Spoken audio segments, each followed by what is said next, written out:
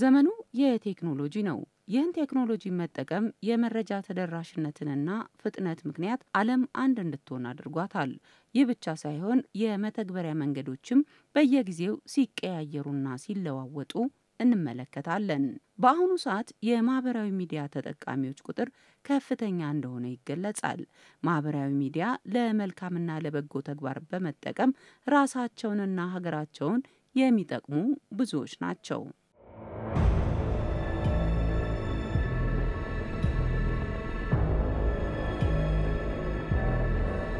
ማህበራዊ ሚዲያ ለተቸገሩና ሕክምና ያለባቸውን ሰዎች በቅርብ ተደራሽ እንዲሆን ያደረገ ሲሆን የሥራ ዕድልን ከመፍጠር በዘለለ ስራ አጥ የሆኑ ሰዎች የሥራ አቅጣጫንና ዕውቀትን እንዲያገኙ በር ከፍቶላቸዋል። ለመልካም ነገር ማህበራዊ ሚዲያዎችን በመጠቀም ትውልድን በመቅረጽና ሀገር ተረካቢ ትውልድን እያፈሩ ያሉ አያሌዎች ናቸው። ፌስቡክ አካውንት፣ ዋትስአፕ፣ ቴሌግራም፣ ቲክቶክ እነዚህ በሀገራችን ባለ ካላት የእድገት ደረጃ ጋር ተያይዞ ህብረተሰቡ የሚጠቀምበት አንዳንዴም ለጥሩም ነገር አለ ለመጥፎ ነገር የሚጠቀመው። ከጥሩ ነገር ስንነሳ አሁን ሀገራችን ካለች ቴክኖሎጂ ጋር ተያይዞ ለእድገት ከእድገትም አንፃር ሰዎች በቅርብ ሆነው ተገናኝተው ንግዶችን ለማቀላጠፍ እንዲያመቻቸው የሚያደርጉት ነገር አለ። ለጥሩ ነገሮች የምንጠቀመው ነገር እንዳለ ሆኖ ወደ መጥፎ ነገሮች ላይ የሚጠቀሙም እንዳለ ነው። ማህበራዊ ሚዲያም አጠቃቀማችን የኛ አጠቃቀማችን የሚወስነው እንጂ የተራበም ማብላት እንችልበታለን፣ የተጠማ ማጠጣት እንችልበታለን፣ እንክርዳዱን ከእህል መለየት እንችልበታለን። ወደ ማህበራዊ ሚዲያ ዋና ያስገባኝ ምክንያት ለበጎ አድራጎት ብዬ ነው። ደሞም ጠቅሞኛል። ማህበራዊ ሚዲያ ላይ እንግዲህ የተራበ ከ1000 ሰው በላይ ያፈላንበት ነው። በየሳምንቱም በፊት በየወሩ ምናምን ነበር እቅዳችን። አሁን በየሳምንቱም በየ15 ቀኑም ቤት እያደስንበት ነው። እንደዚሁም ደግሞ በየሳምንቱ ብዙዎቹን ልብስ የሌላቸውን ሰዎች ገላቸውን እንዲታጠቡ አድርገን ልብስ ያለበስንበት ነው። ይሄ ሁሉ የሆነው በማህበራዊ ሚዲያ አጠቃቀም ነው። ማህበራዊ ሚዲያ እንግዲህ በጣም ብዙ ድሎችን ይዞ የመጣ ነው። ኔትወርክ በማድረግ ያው እንደሚታወቀው አንደኛ እንግዲህ ሰዎች ዕውቀት ክህሎት ኖሯቸው ያን ነገር ሞኔታይዝ ለማድረግ ወሳኙ ነገር ከሰዎች ጋር ኔትወርክ ማድረግ ሊቀጥሯቸው ያንን ሙያና ዕውቀት ተጠቅመው ገንዘብ ሊያገኙ የሚችሉበትን እድል የሚፈጥሩላቸውን ሰዎች ማግኘት ነው። ያው እንደሚታወቀውና ብዙ ሰዎችን ቀጣሪዎች ደግሞ ሰራተኞችን የሚያገኙበት ከተጠቀምሽበት በትክክለኛው መንገድ በጣም ጥሩ የፕሮሞሽናል ስራዎችን መስራት አዳዲስ የሥራ ዕድሎችን የምታገኝበት የተለያዩ ወዳጆችንም የምታፈሪበት ነው። ማህበራዊ ሚዲያ ለመልካም ነገር እንደሚጠቀሙት ሁሉ የተለያዩ ለወንጀል ተግባር የሚጠቀሙበት እንዳሉ በቅርበት እየሰማን እንገኛለን። ለዚህ ማሳያ በቲክቶክ ተዋውቀው ሰብአዊነት ተሰምቶት በማህበራዊ ሚዲያ የደረሰባትን ችግር ስትነግረው ለመርዳትና ለመተባበር ባደረገው ጥረት ወንጀል እንደተፈጸመበት የግል ተበዳይ ዳዊት ወልደ ዮሐንስ ከአዲስ ፖሊስ ጋር በነበረው ቆይታ እንዲህ ነግሮናል። ከሌሊቱ 6:07 አካባቢ ጸሎት ጸልዬ እንደጨረስኩኝ አንዳንዴ ቲክቶክ ላይ ቼክ አደርጋለሁና ጥሩ መንፈሳዊ ነገር ሰላማዊ ንግግር ያለበት ላይ እገባለሁ። በተለይ ወንጌል የሚሰበክበትና በመሃል እኔ ገስት ላይ ማዳመጥ ጀመርኩ። ትንሽ አዳምጥና ወጣና መልሼ ተኛለሁ። ከዛ በዚህ መሃል እኔ ገና ገስት ሳስገባ አንዳንድ ነገሮችን እንድታግዙኝ ፈልጋለሁ፣ እንድትረዱ ይፈልጋለሁ። የጸሎት ነገር ነው የምፈልገው እና እባካችሁ አስገቡኝ። እኔ ጋም ትልክና አንተ ቶሎ እንደመጣ አስገቡህ እባክህ ለምንልኝ አለች። ገባች። በመሃል ማን ነው ስምሽ? ቤት ይባላልው፣ ቤቴለም ይባላልው አለች። ተናገረች ላይቭ ላይ እንደዚህ ባለቤቴ በኮቪድ ምክንያት ነው የሞተው። አምባሳደር ነበረ ምኖረው ባህሪን ነው። አሁን ግን ያለው አቡዳቢ ነው። አቡዳቢ ነው ያለሽው? አዎ። እና ምን ተቸገርሽ? ጸሎት ፈልጋለሁ። ከዛ ዲቦራ የምትባለው ጸለየችላት። ከዛ በዚህ ውስጥ እኔ ጋር ቴክስት አደረገች። እግዚአብሔር ይስጥልኝ አመሰግናለሁ፣ በጣም ምስክርነትህ ልብ ይነካል። በቃ በደካማ ጎን ገባች። ዋትስአፕ ቁጥር ልላክልህ አንድ ዘመድ ያለች ዶክተር ያ እንደምታቀል እዚህ ሀገር ላይ በጣም እንደዚህ እንታወቅ ነበር። የታዋቂ ሰዎች ስም እዚህ ሀገር ትልልቅ ሆቴል ምናምን ያላቸው ሰዎች ፎቶ ምናምን መላክ ጀመረ። አንድ ቤተሰብ የሆነች አለች ዶክተር አዜብ ትባላለች። እሷን ብትተዋወቃት ፈቃደኛ ነው ያለች። ምን ችግር አለ? አንቺንም ተዋወቀን አይደል? ምን ችግር አለ? በግልጽ ይሄንን ጉዳይ ነገርኳት። በኋላ ላይ ከኔ ጋር መጻጻፍ ጀመረች። ከዛ ዶክተር አዜብ እባላለሁ እንተዋወቅ ቤቲ ሰታይ ነው እግዚአብሔር ይባርካችሁ በጣም የምታደርጉት ነገር በጣም ደስ ይላል ቤቲ ስቃ አታውቅም ነበር በዚህ ሁኔታ ውስጥ እያለው ስትጽፍልኝ መዝሙር እየቀላቀለች ድምጽ ትልክልኝ ጀመር ቮይስ በተጠረጠረችበት ወንጀል ላይ ሁለቱንም ስልክ ቁጥር ተመዝግቧል ቁጭ ብለው ሲጠይቋት በሁለቱም ስልክ ታወራኝ እንደነበረና በዋትስአፕ ሁለቱም ዶክተር አዜብን ብላ የምታወራኝ እሷ እንደሆነ ቤቴሌም እሷ እንደሆነ አድርጋ ነው በደንብ የገለጸችው አጭበርባሪዎች ወይም ለማታለል የፈለጉ ሰዎች የውስጥ ማንነትን በማጥናት አሳዛኝ ሆነው በመቅረብ የማታለያ መረባቸውን ይጥላሉ የግል ተበዳይ ዳዊትም የሰማውን አምኖ ለትብብር ባደረገው በጎ ተግባር ገንዘብ እንደተወሰደበት ይገልጻል እንደው ቤትዬ ነገ ኤሌክትሪክ ከተሳካና ከመጣች አንድ ጓደኛችን ከአርባ ምንጭ ወደ ሻሸመኔ አቦ ሊያነክሱ ሄደው በመኪና አደጋ ሞቷል ፌስቡክ በሙሉ ነበር አንደኛው ወንድ ትለኛለች የጓደኛችን ወንድም ነው መምጣት ስላልቻለች ፍቃድ ስለሌላት ገንዘብ አዋተናል ቤት ይዛት መጣለች በጣም ጥሩ ችግር የለም ከሷ ጋር ሆነ እናቀብላለን ግን ለዚህ ለአደጋው ላለበት ነገር ከዛ ስክሪን እንትን ያደረጉ ስለሆነ ገንዘብ አዋተናል $750 ቤቲ ስትመጣ ነገ ስትመጣ በዚህ አካውንት ብታስገቡ 11 ሰዓት 10 ሰዓት አካባቢ በእኛ ከቀኑ ቴክስት አደረገችልኝ ወደ 68,000 ብር እነዚህ ሰዎች ፈለጉ በርግጥ ገንዘቡም አለ እና ቤቲ ነገ አንደኛውን ስትመጣ ከብት መግዛት ፈለጓለች ወዲያው ጓደኛዬ ዘውድ ይባላል ለሱ እጄ ላይ ያለው 45,000 ብር ስለነበር ወደ እሱ አካውንት ላኩ ምንድነው አለ ይሄን 90,000 ብር ቀድመን ያስከብቼ ነበር ፌስቡክ ላይ አይተኸለ አቦ አንግ ሰው ሲመለሱ በመኪና አደጋ ከሞቱት ውስጥ አንዷ አሁን ነገ የምትመጣ የጓደኛቸው ወንድም ነው እና ብሩን ይዛ እየመጣች ስለሆነ ብሩ ሲመጣ ስለምንተካ እባክህ አንተ 23,000 ብር ጨምራልኩትና 68,000 ብር እንደገና አስገባ ካስገባ በኋላ ግን ሌሊቱን ሙሉ አብሰለሰለኝና ከብት እንዴት አሁን 2 ወር ጾም ነው በዚህ ወዳዲ ጾም ላይ በምን ምክንያት ነው ከብት ነው ዋትስአፕ ስከፍት ማአት መልእክት መጣ 42,000 ብር እነዚህ ሰዎች በዚህ አካውንት በቅድሙ አካውንት አስገባና 200,000 ብር እስከ 6 ሰዓት አካውንት ካለ ላክ ማንታ አካውንት እናስገባ እኔ ኤሌክትሪክ ትኬት ስለሆነ ተጠባቂ ስለሆነ ዛሬ አትሄጂም አለኛለች በቃ እስከ 6 ሰዓት 200,000 ብር አስገባለሁ 42,000 ብሩን ሰጥልኛለች ቼክ ባረግ 4 ሰዓት 5 ሰዓት ምናምን አላኩም እኮ ብዬ ጻፍኩላት ምን አለች ዶላር ስለቀነሰባቸው ለዛን ያላስገቡት በቃ ነገ ኦሬዲ ብሩን እኮ ሰጥቻለሁ አለች ከላከ አንተ ቤቲ ነገ ስትመጣ ለሷ ተሰጣታለህ ችግር የለው ባይ ምንም የለም ማታ ምንም ነገር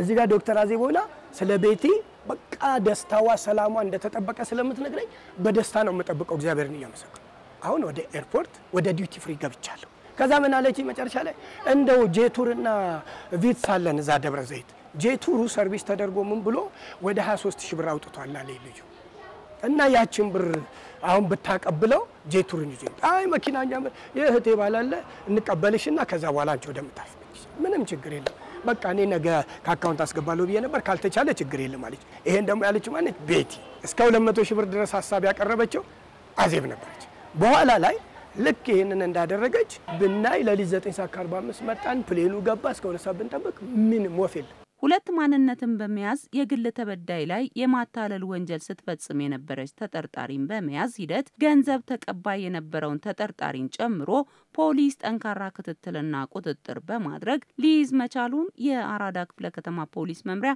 ወንጀል ምርመራ ቲም ኃላፊ ኢንስፔክተር ዘሪሁን ኩምሳ ገልጸዋል የግል ተበዳዩ መጥቶ እንዳመለከተ ያደረግነው ምንድነው ቡድን ማዋቀር ነው ቡድን ስናዋቀር የምርመራ ክትትሎችን አንድ ላይ በማድረግ ተያይዘው ይህንን ወንጀል በትኩረት እንዲሰሩ ተገለጸላቸው ያ ከተገለጸላቸው በኋላ የግል ተበዳይም ከአዲስ አበባ ፖሊስ ካሉ ክትትሎች ጋር በማቀናጀት የግል ተበዳይ ተጠቀምባቸዋል የተባሉ ፌስቡክ አካውንቶችን ከቴሌ በመጠየቅ ከንግድ ባንክ የንደ ደብዳቤ ጠይቀን ስንጠይቅ አድራሻ ሙሉ አድራሻ ነው የሌላኛው ተጠርጣሪ የተሰጠን የግል ተጠርጣሪዋ ግን ይህንን ወንጀል ስትፈጽም ያው ከሱ ጋር የተጻጻፋቸው የተለያዩ ማስረጃዎች ከቴሌ የወሰድነው አለ ያ ምንድነው ራሷን በሁለት ስም አድርጋ የተለያዩ ፎቶዎችን በመላክ የግል ተበዳይ እምነት እንዲጥል በማድረግ የተለያዩ ሰዎችን ፎቶ ቴክስት በማድረግ አቡዳቢ እንዳለች የሚገልጽ ቦታዎችን ፎቶ እያነሳች የምትልክለትና በቴክስት ከሱ ጋር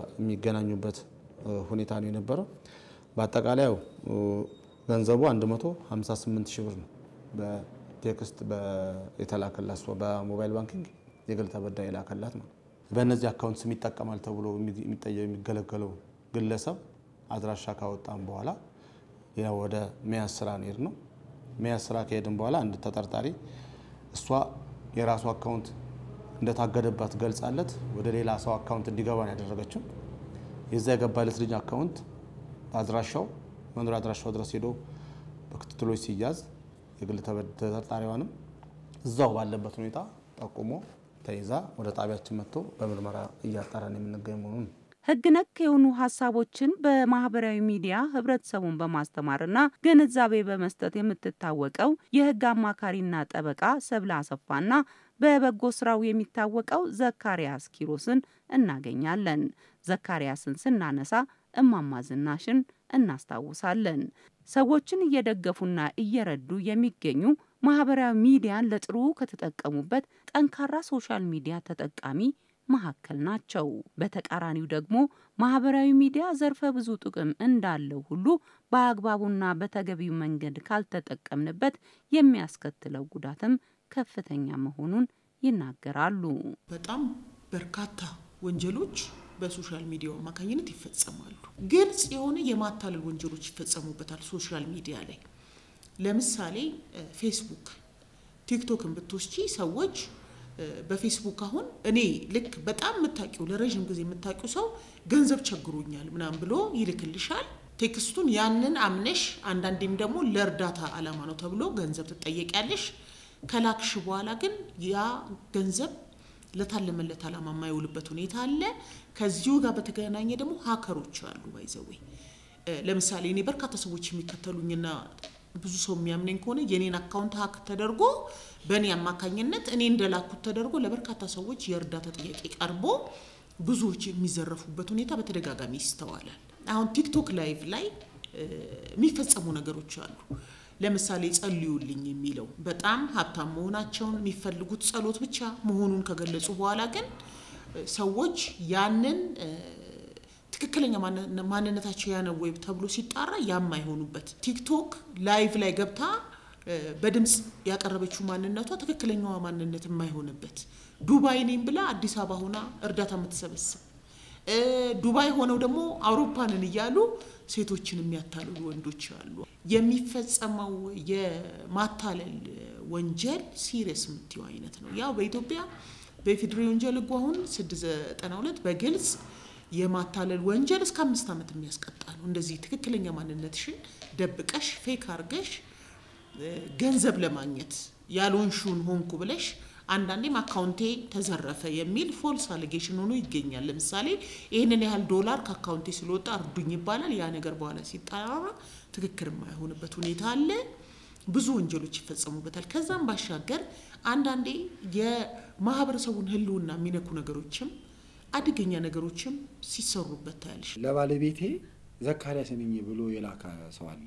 ዘካሪያስ ነኝ ስለዚህ የሆነ ሰው ተቸግሯል እባክሽን ምናም ብሎ አካውንት ሁሉ ልኳል፣ የባንክ አካውንት። ከዛኛ ዝም ብለን እናወራዋለን ሁሉ ነገር ስክሪንሾት አደረግን፣ ለሚመለከተው አደረስን። ከዛ መጨረሻ ላይ ያው አውቀን በጣም 5 ብር ነው 1 ብር ምናምን የላክንለት።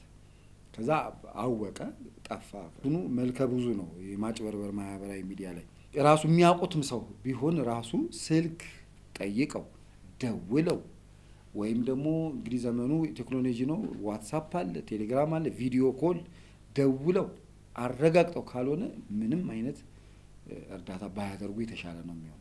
አንዳንድ ተጠራጣሪዎች ዘካሪያስ ነህ ይሉኛል። አዎ ብዬ ቮይስ ልክላቸዋል። አያምኑም፣ ጎበዞች ናቸው አያምኑም። ከእንደገና ደግሞ እስቲ አንድ ጊዜ እንትን እናውራ ይሉኛል። ራሳቸው ይደብቁና እኔ ራሴን አሳያቸዋለሁ። አይ ራስን ይላሉ። ከዛ ማድረግ የሚችሉትን የሚፈልጉትን ያደርጋሉ። በጎ አድራጎት ስራ ማለት ነው። እስከዚህ ድረስ ሄደው ማረጋገጥ መቻል አለባቸው። አሁን እንግዲህ ከኛ ተሞክሮ እንኳን ብታይ እማማ ዝናሽ አሁን ላይና ስናገኛቸው ያላቸው በህዝብ ዘንድ አንድ አይደለም። ለምን ሆነ? በሀቅ ስለተሰራ ሌላ ነገር የለውም። ማህበራዊ ሚዲያውን ባክ ስለተጠቀምንበት ነው። ይሄ ሶሻል ሚዲያው ራሱ የከፈለው ዋጋ ነው። እኛ ስራችን ነበር የምንሰራው።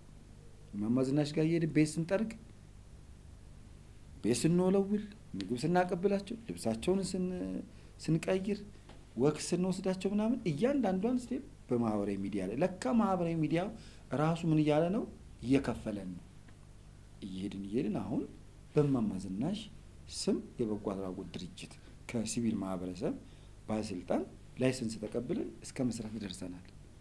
ይሄ እንግዲህ ከፋይ ነው። ይሄ ማህበራዊ ሚዲያው በጎ ነገር ከተጠቀምሽበት በጎ ነገር ነው የሚከፍልሽ። መጥፎ ነገር ከተጠቀምንበት መጥፎ ነገር ነው። ወንጀል ፈጻሚዎች የተለያዩ ጊዜያትንና ሁኔታን በመምረጥ የተለያዩ የማታለያ ዘዴዎችን በመጠቀም በህብረተሰቡ ላይ ደካማ ጎኖችን በማጥናት እምነት እንድናሳድር በማድረግ የሚፈልጉትን ወንጀል ይፈጽማሉ። በተለይ ደግሞ ዘመኑ የማህበራዊ ሚዲያ ከመሆኑ አንፃር በማህበራዊ ሚዲያ የሚፈጸሙ ወንጀሎች በርካቶች ናቸው። እነዚህን ወንጀሎች ታዲያ ልንጠነቀቅና ልንከላከል ይገባል። አንደኛ የግል ተበዳዮችን አካውንት ሀክ በማድረግ ሆስፒታል ተኝቻለሁ ይሄን ያህል ገንዘብ ላክልኝ ብሎ የተለያዩ ገንዘቦችን የመቀበል ሁኔታ። ሁለተኛ እንደ ተጠርጣሪዋም ያው አገር ውስጥ ቁጭ ብሎ ሌላ ሀገር ነኝ እንደዚህ ችግር ገጥሞኛል፣ ችግር የገጠማቸው ሰዎች አሉ። እነዛን ሰዎች ለመርዳት በሚል አሳሳች ነገር የሚጠቀሙ አሉና ያው ሚዲያ ጥሩ ጎንም መጥፎ ጎንም እንዳለ ነው መግለጽ እንፈልገው። ወንጀል ሰርቶ የትኛው ሰው ነው ጥሩ እንቅልፍ የሚተኛው? የትኛው? ስለዚህ በተሻለ አቅም ራስን ማህበራዊ ሚዲያ ላይ ወንጀልን ከመስራት የተራበ ማብላት፣ የተጠማ ማጠጣት፣ የታረዘ ማልበስ እግዚአብሔር የሰጠን በሰዎች ላይ አድሮ እንግዲህ እግዚአብሔር የሰጠን ጸጋ ነውና ጸጋችንን ደግሞ በአግባቡ እንጠቀምበት። እኔ እንዲህ ከተታለሉ ስንቱ ነው በየቤቱ እያለቀሰ ያለው? ምክንያቱም ይሄ ነገር ተመልከች፣ የባህሪን ስልክ ቁጥር አለው ኖራል ያለችው አቡዳቢ ነው።